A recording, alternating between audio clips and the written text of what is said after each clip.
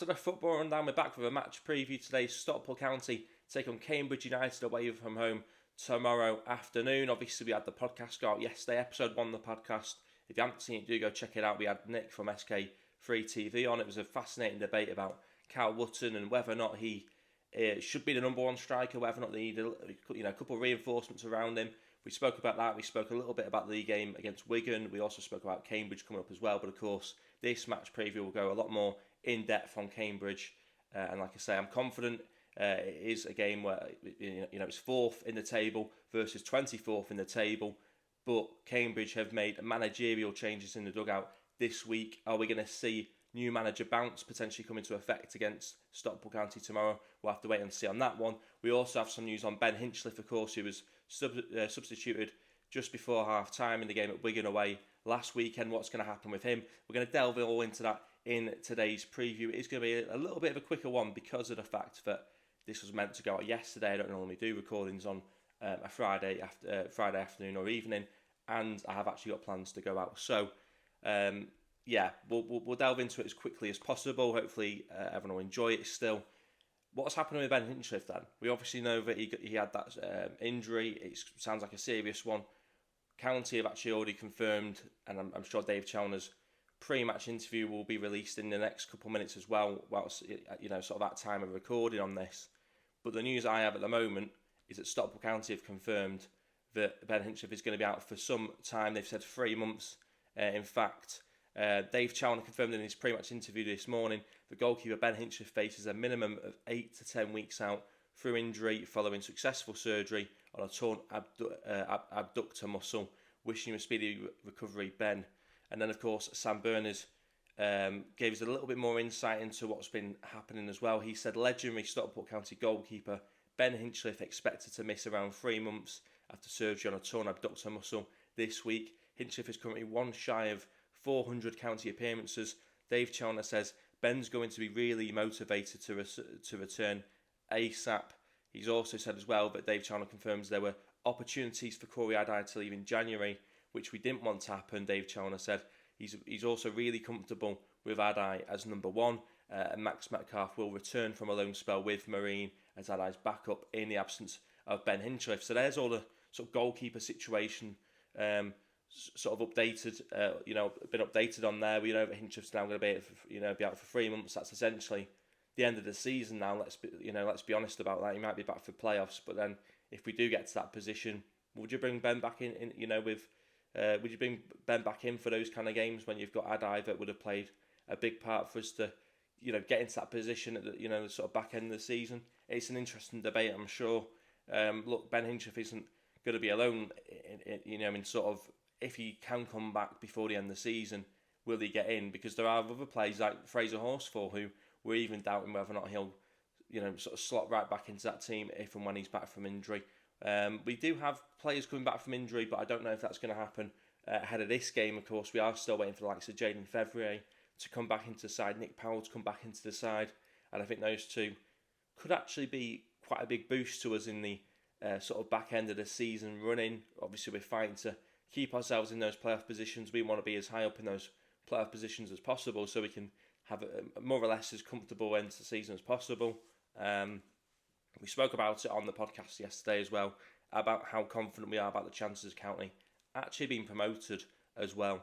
This season, I think we've got a very, very strong chance. But of course, we have to continue the fine form of results we've been in recently, and we are hoping to keep that going. Of course, with hopefully another win over Cambridge, because of course we did face them on the first game of the season at Edgley Park. Our first game back in League One in some time, and it was a comfortable 2-0 win for Stockport County on that day. We didn't really get a sense of how challenging League One was straight away, to be fair. It seemed like quite an easy sort of run. And to be honest, League One hasn't been as difficult as I thought it was going to be anyway. Of course, there's been challenges, as you would expect, as there has been in every season, but it hasn't been quite as difficult. I don't think County have had the same highs that they had last season along the way, but I also don't think we've hit considerably really low lows as well. So I think it's been a very sort of in the middle sort of season for County, and I'm fine with that. I think my only criticism, especially in recent weeks where more or less the results have picked up as well, The only criticism I could sort of land at County would be we haven't performed well enough for strong enough moments in the game, for a strong enough period of time to say we played well throughout the majority of that game. That's the only criticism, and I'm probably nitpicking when I do that. But yeah, Cambridge will be an interesting one. We obviously gave our predictions as well in that podcast yesterday. I think I said 2-0. So I think, have I changed my opinion on that too much? Not really. I think Cambridge is a team bottom of the table. A couple of stats I'm going to throw at you in a minute about Cambridge. But they do have results in them. They have it in them to get decent results against top sides as well. We'll read that out in a bit. And also as well, new manager bounce. Is that a thing? We'll find out. They brought in Mark Bonner as a director of football this week, and Neil Harris has gone back in as manager after taking charge. I think it was around 10-15 games, maybe last season or the season before last, before he went to Millwall again for what feels like the 10th or 15th time. So it'll be interesting to see how he's received by the Cambridge fans, because he kind of jumped ship quite quickly last time. Now he's inheriting a mess. Let's be honest, you're bringing a director of football and a new manager in, when you're pretty much in the end of February and you're bottom of the table by quite some distance. That has to be a plan in terms of for next season. How can we rebuild in League Two? That must be the way they're looking at it now, because you've got to with the position they're in. So this is what I've got for you then. Cambridge United, of course, sacked manager Gary Monk this week after their defeat to Rotherham. United proved to be the final straw. The use of reappointed former manager Neil Harris. Harris formerly managed briefly Cambridge between December 23 and February 24. He'll be taking over Cambridge side that sits bottom of League One, with only Shrewsbury having lost more games this season, 5 wins, 8 draws and 18 league defeats across 31 matches, as well as being the league's second highest conceding side with 56 goals conceded. Only Peterborough have conceded more in the league this season with 58 goals conceded. Cambridge, however, are not the league's lowest scorers, as Northampton have scored 29 goals, and last weekend's opponents, Wigan, have scored the fewest with 28. Individually, Elias Kachunga, who I remember at Huddersfield, is Cambridge's top goal scorer with 6 league goals this season. Vicente Reyes ranks 3rd for goals conceded per 90. Cambridge ranked 22nd lowest for average possession, 22nd for clean sheets with just 4 this season, while County are 7th with 13, just 2 off Leyton Orient, who have had the most, 16th for expected goals as well, joint 2nd for penalties conceded with 5.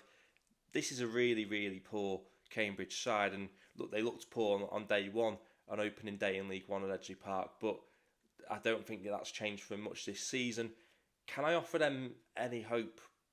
It's going to be difficult too, isn't it? Cambridge United have won just once in the league since December the 7th, when they beat Shrewsbury 4-1. That only win was a 3-2 win over Mansfield Town on January 25th. We know they've been in poor form as well, though. They have, however, managed in recent times to draw a few games with points shared with Wrexham, Bolton, Lincoln, and even Wickham.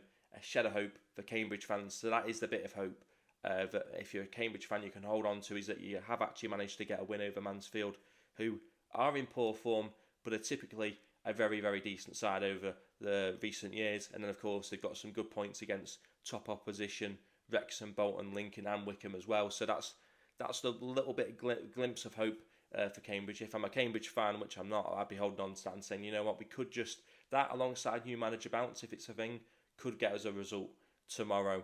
But obviously the stats and everything goes right in County's favour, and quite rightly so. County did obviously face Cambridge on opening day and managed a 2-0 win thanks to an inspired performance from Carl Wotton. I'm giving him praise here. Who was able to Barry score a wonder goal. It was a fantastic goal as well, within 5 minutes of County's first League One match since 2010, I believe. And yeah, I mean, just touching upon that, that's actually one of my favourite moments of the season. And I wasn't even there because I thought I'll save the money for Blackpool. I'll watch it on Sky. And as soon as the game kicked off, I wish I was there, because I knew I was missing out on a brilliant atmosphere and a brilliant open day in League One. And that goal specifically as well. New goalkeeper Corey Adai, beautiful long kick into the pathway of Carl Wotton. Carl Wotton at his absolute best, bringing down the ball, picking out Louis Barry in front of him, and it's a fantastic lobbed finish as well inside 5 minutes of their League One comeback. So, yeah, it was relatively easy start to League One life for County, and I think it's been relatively, look, we've had a few downward periods, but more or less it's been a lot better than it has not been, if that makes sense. County, of course, picked up another win last time out, 6 wins now from our last 7. Chalmers made some crucial changes late on, which tipped the game on its head. The double substitution, of course, Callum Camps and Lewis Bate, led to Camps setting up 2 goals, while Bate initially put us 1 ahead, and it was a wonderful late run into the box from Lewis Bate and a great finish as well, which did put us 1-0 up, and then a beautiful finish from Collar as well for the second, who has been brilliant this season in my opinion. County are now in genuine promotion conversation, I think. Only Birmingham are in just as good a form as the Hatters. County have won 6 from 16 in the league away from home this season as well. Half of those have come already in 2025 with away wins already over Reading, Leyton Orient and of course Wigan last weekend. So it's going to be interesting. Everything points towards a County win. I think it's going to be very interesting to see the team that Dave Chalmers goes with. Of course, we know that there's an injury to Ben Hinchliffe. Corey Adai will start in goal. There's no doubt about that in my mind. But he does have a little bit of a selection headache in terms of the defence, which has been very, very strong as well, because he's got centre-back options now. Is Brad Hill's going to come back into the fold after an impressive first 2 games for Stockport County? He obviously missed out with Noyle getting the nod ahead of him last weekend. Does he stick with Jack Diamond at that sort of right wing back position? Be very interesting to see. This is what I think Dave Chalmers will go with. I think he'll go with a back 3. Corey Adai, of course, in goal. I think he'll go with Brad Hills, Connolly and Ethan Pye. I think he'll go with Ibi Toure and Jack Diamond as the 2 sort of wing backs. Norwood, of course, in the midfield. But I think he's got to make a change to that midfield because we are strong. We do have a lot of options now in midfield. And Moxon obviously came in on deadline day. He started the last couple of games. But you can't not have Lewis Bate in when he's coming off the bench and having that sort of impact. And of course, he's the captain as well. So I think Dave Chalmers drops Moxon, not because he's been bad, but just because it's Lewis Bate and he's been brilliant since he's come back as well with that impact off the bench. So Norwood and Bate in the midfield is what I think Chalmers will go with. Will Collar at the tip of that in the 10 position. And then, of course, I think he'll go with Cal Wootton and Tanto Alafi as the 2 strikers. Though at times I'm sure you might see Diamond go into a right wing position, Tanto shifted to the left, and then, of course, see Hills go to a sort of right back position. At times it'll look more like a 4-3-3 than a 3-5-2. This is the team that I would go with. I would go with pretty much the same team, except I haven't actually picked Lewis Bate. I picked this team a couple of days ago, so I'm actually probably arguing with myself on this one now. But I've gone with Corey Adai in goal, Hills, Connolly and Ethan Pye as the 3 centre-backs, Diamond and Ibi Toure as the wing-backs, Norwood in midfield. There's no Moxon in midfield for me. There's no Lewis Bate in midfield for me. It's Callum Camps which has gone in the midfield for me. Obviously those 2 assists, or pretty much felt like 2 assists anyway, late on in the game. He's got to come in for me, in my opinion. And of course Collar and then those 2 strikers, Cal Wootton. But there's no Tanto for me. As much as I love Tanto Alafi, I'd love to see Benoni Brecky Anderson get his opportunity. He looked quite sharp, getting in the right positions when he came on late against Barnsley a couple of weeks ago. I'd like to see him start from the get-go alongside Cal Wootton.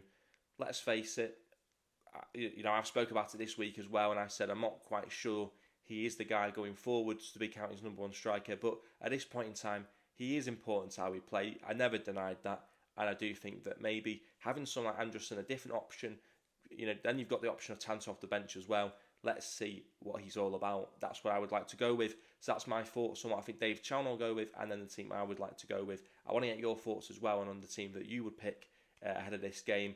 And of course, it's going to be an interesting one. New manager bounce, is it a thing? We'll find out. Look, I'm confident we'll get the result. Hopefully we do.